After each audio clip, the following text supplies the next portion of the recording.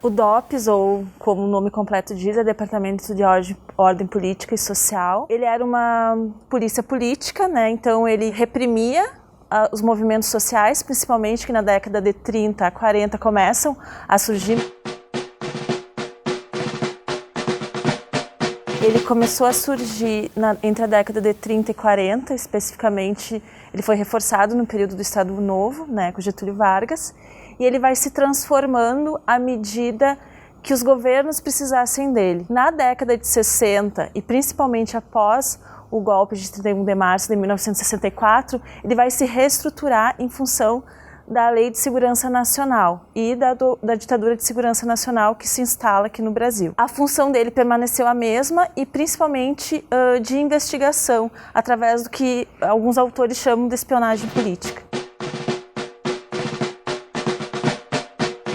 Em 1969, no Rio Grande do Sul, vai haver uma reforma administrativa e essa reforma dentro do DOPS vai criar a Seção de Ordem Política e Social. Vão ser filiais do DOPS no interior do Rio Grande do Sul, dentro das polícias civis. Aqui em Caxias do Sul, ela vai ser localizada dentro da 8ª Delegacia Regional de Polícia. A produção documental vai ser muito maior. Vai ser quase que diariamente, através de ofícios circulares, telegramas, relatórios. Relatórios eles tinham que enviar quase que diariamente ao final do dia, aqui de Caxias do Sul, para Porto Alegre. Essa troca de informação ela era muito constante entre os países que estavam sofrendo o mesmo processo ditatorial aqui no Brasil.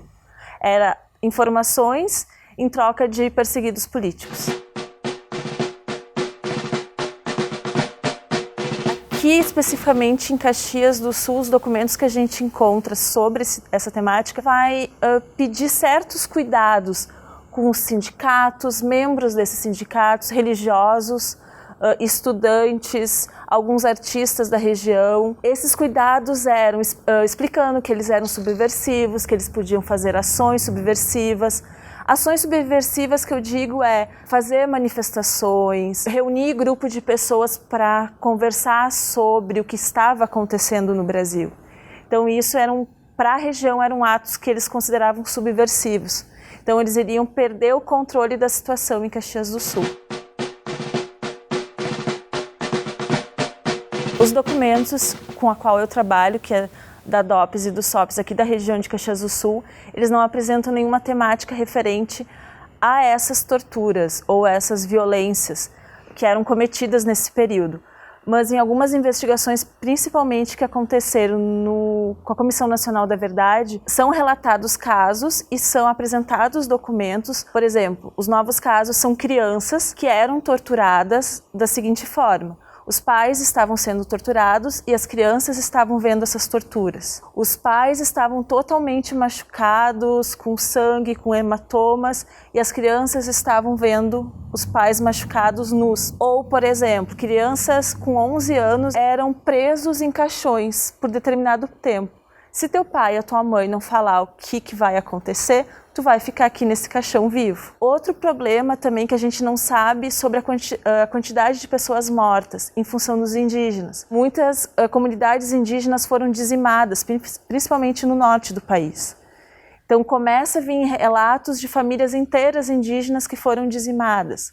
Alguns agricultores, por exemplo, na região do Araguaia. Então, não foram só pessoas de esquerda que morreram e que foram torturados. Foram crianças, foram civis, foram militares que não apoiavam o golpe também.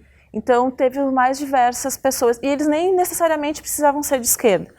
Apenas precisavam dizer que eram contra aquele sistema.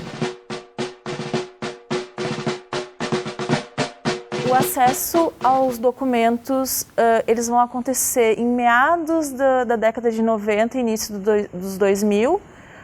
Se dá um acesso, mas principalmente às famílias dos mortos e desaparecidos, em função dos processos indenizatórios. Após o acesso, principalmente desses advogados, desses familiares, ele volta a ser restrito através da transferência dos arquivos do SNI para o Arquivo Nacional. E a partir desse momento o Arquivo Nacional faz todo um tratamento arquivístico para se dar acesso a esse material.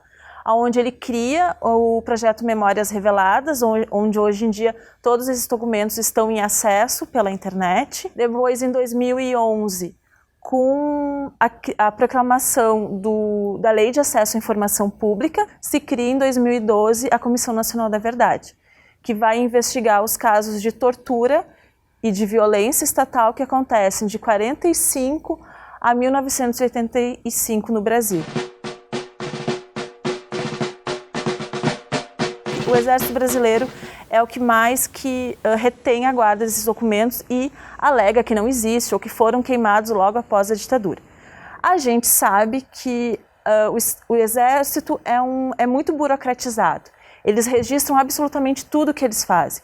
Muito em função para manter a ordem interna que eles têm e muito para manter a questão da história deles.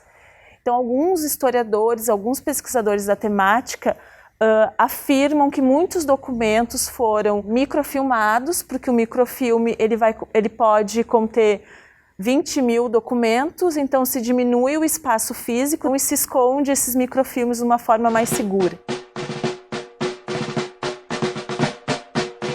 As pessoas que participaram da repressão dentro do governo brasileiro ainda estão vivos, são empresários, ainda fazem parte da cena política. Então, de 85 até os anos de hoje, até 2019, ainda existe essa disputa pela memória. Muitas pessoas falam, no período da ditadura a gente tinha segurança, no período da ditadura a gente tinha desenvolvimento, mas a que custo a gente teve? Será que a gente teve um desenvolvimento?